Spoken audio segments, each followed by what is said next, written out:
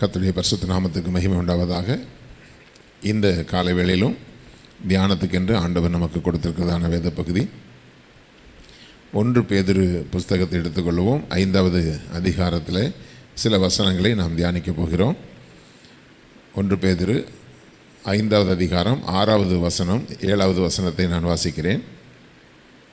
ஆகையால் ஏற்ற காலத்திலே தேவன் உங்களை உயர்த்தும்படிக்கு அவருடைய பலத்த கைக்குள் அடங்கியிருங்கள். அவர் உங்களை விசாரிக்கிறவர் ஆனபடியால் உங்கள் கவலைகளை எல்லாம் அவர் மேல் வைத்து விடுங்கள். ஏற்ற காலத்திலே தேவன் உங்களை உயர்த்தும்படி அவருடைய பலத்த கைக்குள்ளே அடங்கி இருக்கும்படியாக பேதுரு சொல்லுகிறார். அப்படியானால் அவர் நம்மை உயர்த்த சித்தமாக இருக்கிறார், நம்மை ஆசீர்வதிக்க சித்தமாக இருக்கிறார். அதே சமயத்தில் அவருடைய கைக்குள் அடக்கமான ஒரு வாழ்க்கை, அவருடைய கைக்கு அடங்கி இருக்கிற அல்லது கீழ்ப்படிதல் உள்ள ஒரு விசுவாசிகளாய் நாம் இருக்க வேண்டியது அவசியமாக இருக்கிறது. அநேக நேரங்களில் கர்த்தர் உயர்த்தணும், அதெல்லாம் ஆசை இருக்குது. ஆனால் அதே சமயத்தில் அவருடைய கைக்குள் அடங்கி இருப்பது என்பது, அவருடைய கரத்தினால் மூடி இருப்பது ஆண்டவர் தேவனுடைய திருச்சபையை வைத்திருக்கிறார். அந்த திருச்சபைக்குள்ளே நாம் அடங்கி இருந்து திருச்சபையிலே நமக்கு உபதேசிக்கப்படுகிற வார்த்தைகளுக்கு கீழ்ப்படிந்து திருச்சபை நமக்கு நியமித்திருக்கிற எல்லையை தாண்டி நாம் ஒரு காரியத்தை செய்யாதபடிக்கு நாம் அதற்குள்ளே அடங்கி இருக்கணும். ஆனால் அப்படி எல்லா விதத்திலும் அடங்கி இருக்கிறவர்கள் எத்தனை சதவிகிதம் அப்படின்னு பார்த்தா மிக குறைவானவர்களாகத்தான் இருக்கிறாங்க. தேவனுடைய பிள்ளைகளை ஏற்ற காலத்தில் உயர்த்தணும், என்ன சொல்லப்போனால் ஏற்ற காலம்னு கூட சொல்லக்கூடாது. ஆண்டவர் உயர்த்திடணும், உடனே உயர்த்திடணும், அது நம்முடைய விருப்பமாக இருக்கிறது. எல்லாரையும் ஆசீர்வதிப்பது தான் அவருக்கும் பிரியம். இஸ்ரவேலை ஆசீர்வதிப்பதே கர்த்தருக்கு பிரியம் என்று வேதம் சொல்லுகிறது. நம்ம எல்லாரையும் அவருக்கு உயர்த்துறதுக்கு ஆசை இருக்குது. ஆனால் எப்படி இருந்தாலும் உயர்த்துகிறது என்பது, ஒரு குடும்பத்திலேயே உங்களுக்கு தெரியும், வீட்டில் அடங்காமல் அலைகிற ஒரு ஆளை கேட்ட காசெல்லாம் அவங்களுக்கு கொடுத்துக்கிட்டே இருந்தால் அவங்களுடைய வாழ்க்கை எப்படி இருக்கும்னு யோசிச்சு பாருங்கள். ஆனால் அதெல்லாம் தப்பு பாஸ்டர் அப்படின்னு சொல்லுவோம். ஆனால் நாம் அப்படி தேவன் வைத்திருக்கிற அவருடைய கைக்குள்ளே நாம் அடங்கி இருக்கிறோமா, அவருடைய வார்த்தைகளுக்கு அடங்கி இருக்கிறோமா, இப்படி தான் இருக்கணும், இப்படி தான் செய்யணும், இப்படி தான் போகணும் வரணும், ஒவ்வொரு காரியத்தை தேவன் நமக்கு சொல்லும்போது அது நமக்கு விசனமாக இருக்கிறதா? வேதம் சொல்லுகிறது, புத்திமதியை விட்டு விலகுகிறவனுக்கு, வழியை விட்டு விலகுகிறவனுக்கு புத்திமதி விசனமாக இருக்கும் என்று நீதிமொழிகளில் சொல்லப்பட்டிருக்கு. அப்போ வழியை விட்டு விலகுகிறவங்களுக்கு புத்திமதி சொன்னால் கோபம் வந்துடும், எரிச்சல் வந்துடும். கர்த்தருடைய பிள்ளைகளை, நமக்கு ஒரு புத்திமதி சொல்லும்போது ஒரு எரிச்சலும் கோபமும் விசனமும் வருகிறது என்று சொன்னால், நான் உங்களுக்கு எழுதி தரேன், நீங்கள் வழியை விட்டு விலகுறீங்க அல்லது வழியை விட்டு விலகிறதுக்கு விரும்புகிறீங்கன்னு அர்த்தம். ஒரு புத்திமதி நம்மை நோக்கி வரும் பொழுது உங்களுக்கு அது விசனமாக இருக்குதா, நம்முடைய நன்மைக்காக சொல்கிறாங்க அப்படின்னு உங்களுக்கு தோணுதா? சபையில் விசுவாச பிள்ளைகள் உட்கார்றோம், உட்காந்து கர்த்தருடைய வார்த்தைகளை கேட்குறோம், பாட்டு பாடுறோம், ஆராதிக்கிறோம், எல்லாமே நல்லா இருக்குது. வேத பகுதியை தியானிக்கிற அந்த நேரம் வரும் பொழுது நமக்கு தேவன் பல புத்திமதிகளை சொல்கிறார், ஆலோசனைகளை சொல்கிறார். அந்த ஆலோசனைகள் நமக்கு விசனமாக இருக்கிறதா? நம்முடைய ஆவியை நம்ம சோதித்து பார்ப்போம். ஆண்டவர் சொன்னார், உங்களுடைய ஆவிகளை குறித்து எச்சரிக்கையாக இருங்கன்னு சொன்னார். நம்முடைய, அதாவது அசுத்தாவியை பற்றிலாம் அது ரெண்டாவது. முதல்ல நம்ம ஆவியே எந்த டைரக்ஷனில் இருக்குங்கிறது நிறைய பேருக்கு தெரியாது. ஏன்னா நமக்கென்று நமக்கு முன்பாக ஏதோ சில காரியங்களை நியமித்து வைத்திருப்போம். நமக்கு பிரியமானது, நமக்கு பிடித்தது, நமக்கு சில காரியங்களை தீர்மானித்து நம்ம அந்த டைரக்ஷனில் தான் நம்முடைய ஆவி இருக்கும். அப்படி இருக்கும் பொழுது அதற்கு சாதகமாய் எந்த வார்த்தை வருகிறதோ அந்த வார்த்தைக்கு நம்ம வெரி குட், அல்லேலூயா, ஸ்தோத்திரம் அப்படின்னு சொல்லுவோம். ஆனால் நம்முடைய ஆவி ஒரு காரியத்தை தீர்மானித்து வைத்திருக்கும் பொழுது கர்த்தருடைய ஆலோசனை அதற்கு விரோதமாய் வந்தால் நமக்குள்ளே ஒரு விசனம் உண்டாகும். பாஸ்டர் எப்போ பார்த்தாலும் இதைத்தான் பேசுவார், போதகர் மூலமாக ஆண்டவர் பேசுகிறாருன்னு நிறைய பேர் சொல்கிறது கிடையாது, பாஸ்டர் பேசினார், அவ்வளோதான். அப்போ அந்த வார்த்தை உங்களுக்குள்ளே விசனத்தை உண்டாக்குகிறது என்றாலே நீங்கள் உங்களுடைய ஆவியை குறித்து எச்சரிக்கையாக இருக்கணும். தேவன் நமக்கு அந்த கீழ்ப்படிதல் என்பது தான். ஏன்னா ரட்சிப்பின் அதிபதியாகிய இயேசு கிறிஸ்துவையே உபத்திரவங்களினாலே அவர் கீழ்ப்படிதலை கற்றுக்கொண்டார் என்று சொல்லப்பட்டிருக்கிறது. ஏன்னா இயேசு கிறிஸ்து தேவாதி தேவன், அவர் யாருக்கும் கீழ்ப்படியணுங்கிற அவசியமே இல்லை. ஆனால் இந்த பூமியில் வந்து அவருக்கு உபத்திரவத்தை அனுமதித்து அந்த உபத்திரவத்தின் மூலமாகத்தான் பிதாவுக்கு தேவனுடைய சித்தத்துக்கு கீழ்ப்படுகிறதற்கே கற்றுக்கொண்டார் என்று சொல்லப்பட்டிருக்கிறது. ஏன்னா இயேசு யாருக்கும் கீழ்ப்படிய வேண்டிய அவசியம் இல்லை. ஆனால் இந்த பூமியில் மனிதராக வாழும் பொழுது அவருக்கும் கீழ்ப்படிதல் தேவைப்பட்டது. நமக்கு அவர் எல்லாத்துலேயுமே முன் உதாரணமாக இருக்கிறார். ஒரு தகப்பனுக்கு மகன் எப்படி கீழ்ப்படியணும் அப்படிங்கிறதுக்கு இயேசு கிறிஸ்து நல்ல உதாரணமாக இருந்திருக்கிறார். அவர் அந்த பலத்த கரத்திற்குள் அடங்கி இருந்தார். ஏற்ற காலத்திலே அவர் உயர்த்தப்பட்டார். அப்போ ஏற்ற காலத்தில் உயர்த்தப்படுகிறதற்கு தகப்பனுடைய கரங்களுக்குள்ளே அடங்கி இருந்ததான பிதாவின் குமாரனாகிய இயேசு கிறிஸ்து, அவர் வந்து அடங்கி இருக்கிறதுக்குரிய முன் உதாரணம், முதல் உதாரணமாக இருக்கிறவரே அவர் தான். அப்போது அவருக்கென்னு தனிப்பட்ட வல்லமைகள் இருந்தாலும், தனக்கென்று வரங்கள் இருந்தாலும், அற்புதங்களை செய்கிறதான கிருபைகள் அவருக்கு இருந்தாலும், அதையெல்லாம் அடக்கி பிதாவுக்கு முன்பாக தன்னை அடக்கி இருந்தார், கீழ்ப்படிந்திருந்தார். பட்ட பாடுகளினாலே அவர் கீழ்ப்படிதலை கற்றுக்கொண்டார் என்று சொல்லப்பட்டிருக்கிறது. தேவனுடைய பிள்ளை எவ்வளவோ போராட்டங்களை சந்திக்கிறோம், எவ்வளவோ பாடுகளை சந்திக்கிறோம். ஆனால் கீழ்ப்படிதலை கற்றுக்கொண்டிருக்கிறோமா அப்படின்னு சொன்னால், சில பேர் அடங்காதவங்க எத்தனை வாழ்க்கையில் அடி வாங்கினாலும் அடங்கிறதே கிடையாது. அப்போது தேவனுடைய பிள்ளைகளே, ஏற்ற காலத்தில் தேவன் உங்களை உயர்த்தும்படி அவருடைய பலத்த கைக்குள்ளே அடங்கி இருக்கணும். தேவன் நமக்கு அடங்கி இருப்பதற்கு தேவன் திருச்சபையை வைத்திருக்கிறார். போகிற வர்ற இடத்துலலாம் நம்ம அடங்கி இருக்கிறது கர்த்தர் தம்முடைய வார்த்தையை வைத்திருக்கிறார். அந்த வார்த்தைக்குள்ளே நம்ம அடங்கி இருக்கிறோமா? வேதம் சொல்லுகிறது, அடிமையானவன் வார்த்தையினால் அடங்கான் என்று சொல்லப்பட்டிருக்கிறது.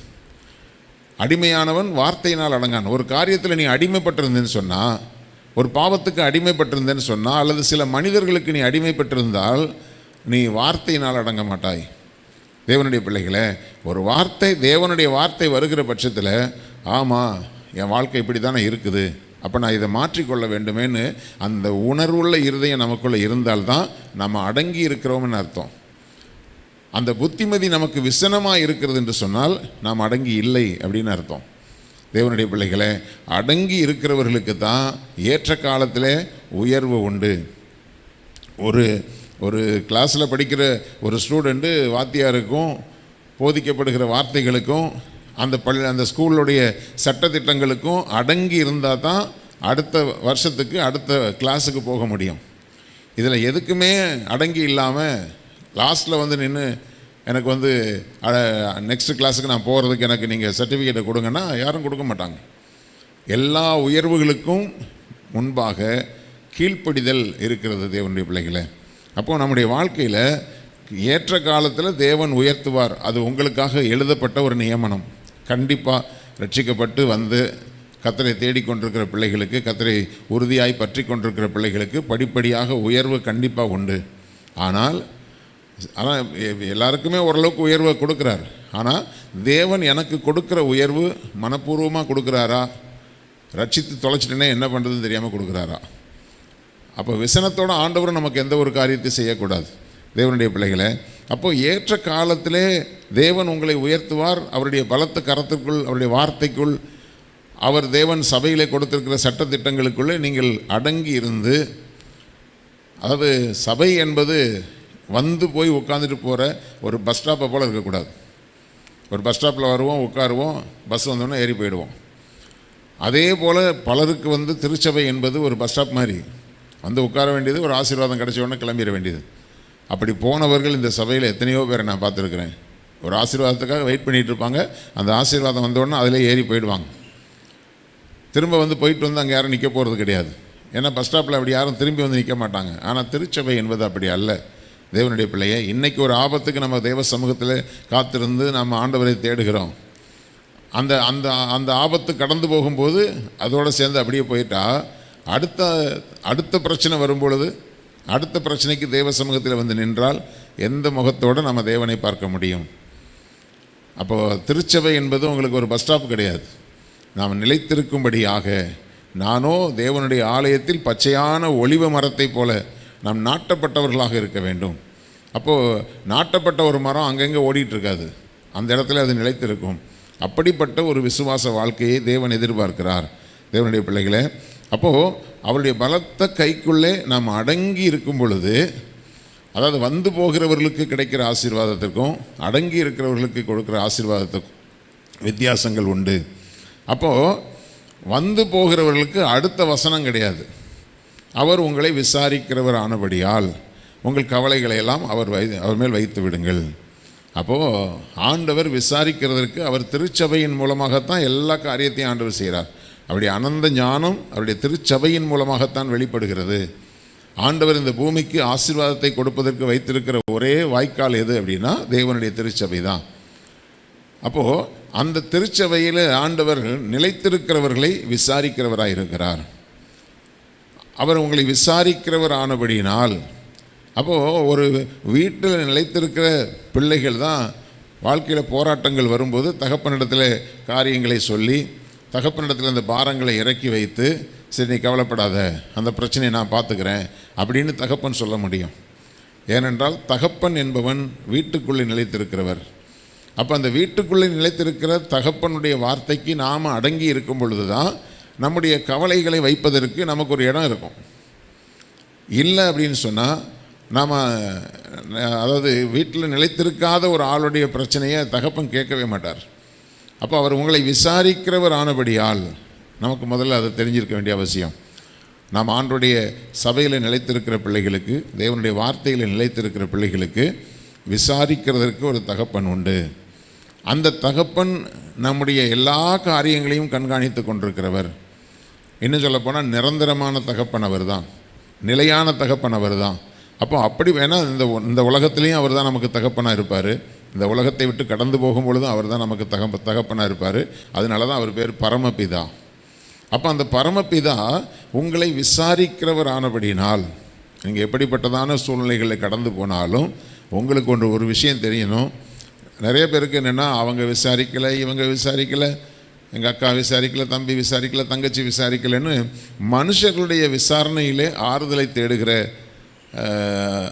அறிவில்லாத விசுவாசிகள் தான் நான் சொல்லுவேன். ஏன்னா மனிதர்கள் விசாரிக்கலையே அப்படின்னு சொல்லி எப்போவுமே வருத்தப்படாதீங்க. ஏன்னா எல்லா மனுஷருக்கும் 1000 பிரச்சனை இருக்குது. ஒரு வார்த்தை கூட அவங்க கேட்கலை, ஒரு வார்த்தை கூட இவங்க கேட்கலை அப்படின்னு மட்டும் எப்போவுமே யோசிக்காதீங்க. ஏன்னா எல்லாருக்கும் பிரச்சனைகள் இருக்கிறது. அந்த பிரச்சனைகளில் அவர்கள் விசாரிக்க மறந்துருக்கலாம்.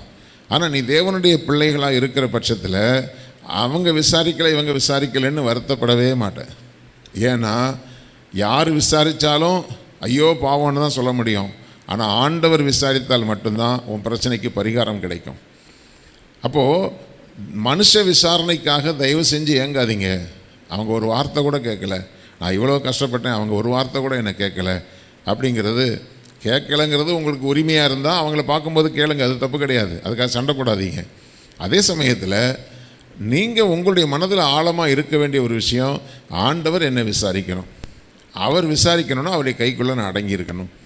அவருடைய கைக்குள்ளே நான் அடங்கி இருக்கிற பட்சத்தில் தேவன் என்னை விசாரித்து என்னுடைய தேவைகளை சந்தித்து நான் என்னுடைய பாரங்களை எல்லாம் அவர் மேல் வைப்பதற்கு எனக்கு ஒரு சுமை தாங்கி இருக்கிறார். என்னுடைய பாரங்களை எல்லாம் சுமக்கிறதுக்கு ஆண்டவர் இருக்கிறார். அவர் விசாரிக்கிறவரானபடியால் உங்கள் கவலைகளை எல்லாம் அவர் மேல் வைத்து விடுங்கள்.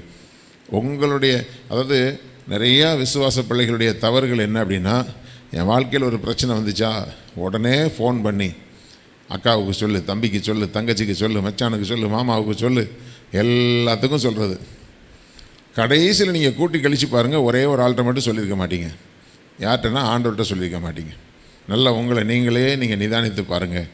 ஒரு வாழ்க்கையில் ஒரு போராட்டம் வந்த உடனே நம்ம முழங்கால் போட்டு ஆண்டவருடைய சமூகத்தில், கர்த்தாவே இது இப்படி இருக்குது, நீங்கள் தான் என்னை விசாரிக்கிற தகப்பன், உங்கள் மேலே நான் இந்த பாரத்தை இறக்கி வச்சிடறேன்ப்பா, இனி நான் சுமக்க மாட்டேன். ஃபாதர் பாடுறாருல, இயேசு சுமந்து கொண்டாரே, நான் சுமக்க தேவையில்லை.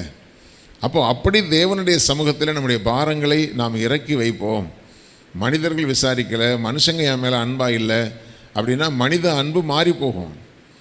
அந்த அன்பு சில நேரங்களில் ஒவ்வொருத்தருடைய வாழ்க்கையில் இருக்கக்கூடிய சூழ்நிலைகளும் போராட்டங்களும் பிரச்சனைகளும் சில நேரத்தில் நம்மை மறந்து போகிறதுக்கு வாய்ப்பு இருக்கலாம்.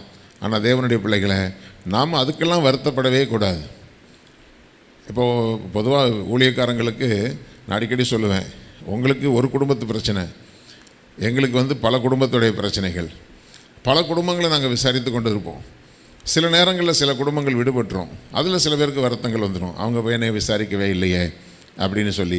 தேவனுடைய பிள்ளைகளே, உங்களுக்கு எங்களோட இருந்து பார்த்தா தான் தெரியும். ஒவ்வொரு ஃபோன் கால் வரும்போதும் ஒவ்வொரு பிரச்சனைகள், ஒவ்வொரு போராட்டங்கள் வரும்பொழுது எல்லாத்துக்காகவும் நாங்கள் ஜெபிக்கணும், எல்லாத்தையும் நாங்கள் டீல் பண்ணணும். அவ்வளோ காரியங்கள் எங்களுக்கு இருக்கும். அதுபோல் தான் உலக மனுஷர்களும், அவங்களுக்கும் 1000 பிரச்சனை இருக்கும். அவங்க நம்ம விசாரிக்காமல் இருக்கலாம். அப்படி யாரும் விசாரிக்கலை, ரொம்ப நெருங்கின சொந்தம், என் கூட பிறந்தவங்க, அவங்கெல்லாம் விசாரிக்கலை. தயவு செஞ்சு அப்படிப்பட்ட மனித விசாரணைக்கு நீங்கள் ஏங்காதீங்க. மனித விசாரணை வெறும் வார்த்தைகள் மட்டும்தான். நீங்கள் சொல்லலாம் 4 வார்த்தை ஆறுதலாக சொன்னாங்க அப்படின்னு.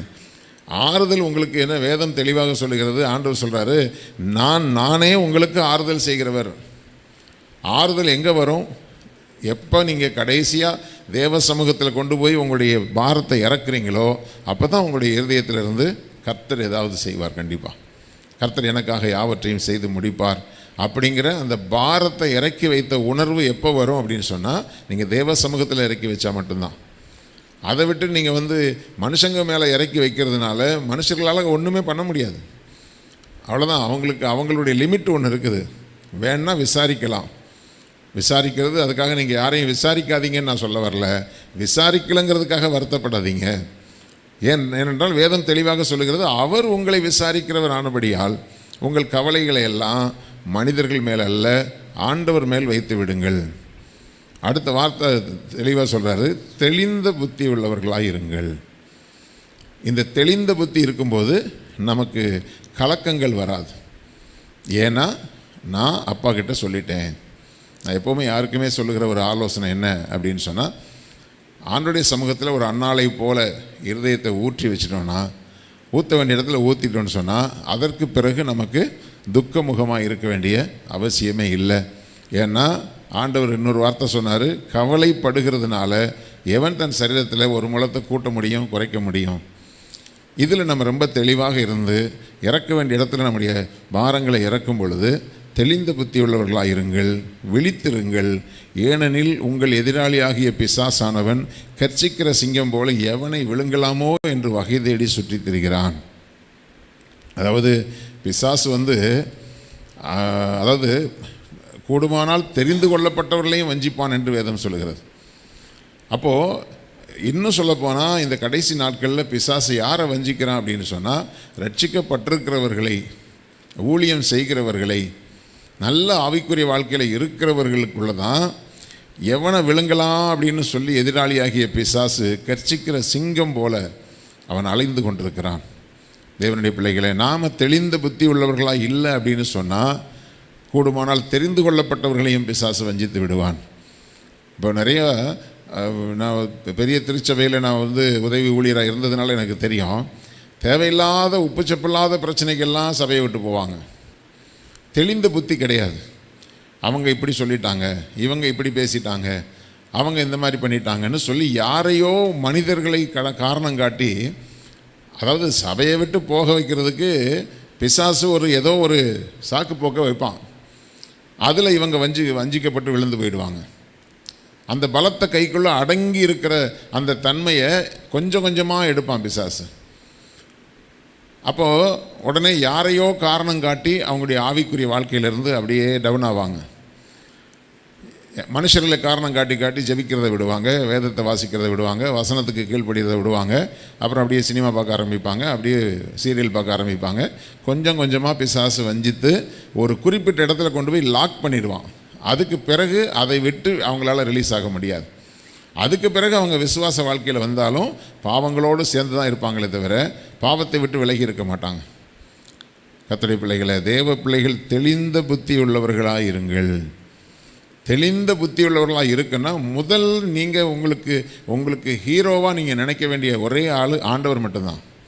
அவரை முதல்ல வைக்க வேண்டிய இடத்துல வைத்து அவருடைய பலத்த கைக்குள்ளே அடங்கி இருந்து அவர் எனக்கு என்னை விசாரிக்க வேண்டும், அவரிடத்தில் நான் என்னுடைய பாரத்தை இறக்கி வைக்க வேண்டும். அதுக்கு பிறகு என்னை பொறுத்த வரைக்கும் அதுக்கு பிறகு நீங்கள் கவலைப்பட வேண்டிய அவசியம் இல்லை. ஏனென்றால் நமக்காக எல்லாவற்றையும் அவர் செய்து முடிக்கிறவராக இருக்கிறார். அப்படி இருக்கும் பொழுது தேவனுடைய பிள்ளைகளை, நாம் தெளிந்த புத்தி உள்ளவர்களாக இருப்போம், விழித்திருப்போம். ஏனெனில் உங்கள் எதிராளியாகிய பிசாசானவன் கர்ச்சிக்கிற சிங்கம் போல நம்முடைய விசுவாசத்தை விட்டு விலகி போகிறதுக்கு என்னென்னலாம் பண்ண முடியுமோ அவ்வளவும் பண்ணுவான். தேவன் மேல் நம்ம வைத்திருக்கிற விசுவாசத்தை விட்டு வழுவி போகிறதுக்கு, அதாவது எவனை விழுங்கலாமோ என்று வகை தேடி சுற்றி திரிகிறான்னு சொன்னாவே என்ன அர்த்தம்னா, விழுங்கிட்டான்னா அதுக்கப்புறம் கர்த்தருக்கு சொந்தமானவனாக இருக்க முடியாது. அப்போது எவனை விழுங்கலாமோ என்று வகை தேடி உங்கள் விசுவாசத்தை பறிக்கணும். அப்போ நீங்கள் என்ன செய்யணும்? விசுவாசத்தில் உறுதியாக இருந்து அவனுக்கு எதிர்த்து நில்லுங்கள். உலகத்தில் உள்ள உங்கள் சகோதரிடத்தில் அப்படிப்பட்ட பாடுகள் நிறைவேறியிருக்கிறது என்று அறிந்திருக்கிறீர்களே. அப்படின்னா இதற்கு முன்பு ஓடின அநேக பரிசுத்தவான்களுடைய வாழ்க்கையில் இப்படிப்பட்ட காரியங்கள் தான் நிறைவேறி இருக்கிறது. பிசாசு அப்படிப்பட்ட காரியங்களை முயற்சி பண்ணி அவர்கள் விசுவாசத்தில் உறுதியாக நின்றிருக்கிறார்கள். தேவனுடைய பிள்ளைகளே, உங்களுடைய விசுவாசத்துக்கு பங்கம் வர வைக்கக்கூடிய எந்த ஒரு காரியத்திலும் நீங்கள் ஈடுபடாமல் பாதுகாத்து கொள்ளுங்கள்.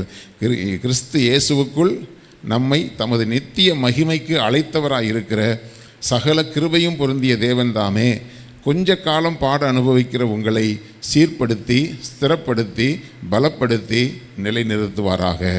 அப்படியானால் அவருடைய நித்திய மகிமைக்காக தேவன் நம்மை அழைத்திருக்கிறார். அந்த நித்திய மகிமைக்கு போக விடாமல் நம்ம காலை பிடிச்சி இழுக்கிறதுக்கு பிசாசு பல காரியங்களை செய்வான். தயவுசெய்து அப்படிப்பட்ட காரியங்களுக்கு நீங்கள் இடம் கொடுக்காதபடி, நான் அழைக்கப்பட்ட நோக்கம் நித்திய மகிமைக்குள்ளே நான் பிரவேசிக்க வேண்டும். அதற்காக தான் தேவன் என்னை நடத்தி கொண்டிருக்கிறார். அதனால் வேதம் சொல்கிறது, கொஞ்ச காலம் பாட அனுபவிக்கிற உங்களை ஆண்டவர் சீர்படுத்தி ஸ்திரப்படுத்தி பலப்படுத்தி உங்களை நிலைநிறுத்தி ஆண்டவர் உங்களை ஆசீர்வதித்து வழி நடத்துவார். கண்களை மூடி நாம் ஜெபிக்கலாம். ஸ்தோத்திரம் பிதாவே, உம்மை நாங்கள் ஸ்தோத்தரிக்கிறோம், உம்மை மகிமைப்படுத்துகிறோம். ஆண்டவரே, உமக்கு ஸ்தோத்திரம். நீர் எங்களை விசாரிக்கிறவராய் இருக்கிறீரே, உம்முடைய பாதங்களை நாங்கள் பற்றி பிடித்து கொள்கிறோம். நாங்கள் சரணடைவதற்கு ஒரே இடம் உம்முடைய சமூகம். ஆண்டவரே, உமக்கு ஸ்தோத்திரம். அதனால் ஏற்ற காலத்திலே ஆண்டவரே எங்களை உயர்த்தும்படிக்கு ஆண்டவரே நாங்கள் உம்முடைய பலத்த கரமாகிய உம்முடைய பிரசன்னத்துக்குள்ளே, உம்முடைய திருச்சபைக்குள்ளே, உம்முடைய வார்த்தைக்குள்ளே நாங்கள் அடங்கி இருந்து ஆண்டவரே ஸ்தோத்திரம் ஸ்தோத்திரம் எங்கள் கவலைகளை எல்லாம் உண்மையில் நாங்கள் இறக்கி வைக்கிறவர்களாய், தெளிந்த புத்தி உள்ளவர்களாய் ஆண்டவரை நாங்கள் ஜீவிக்க உதவி செய்யுங்க.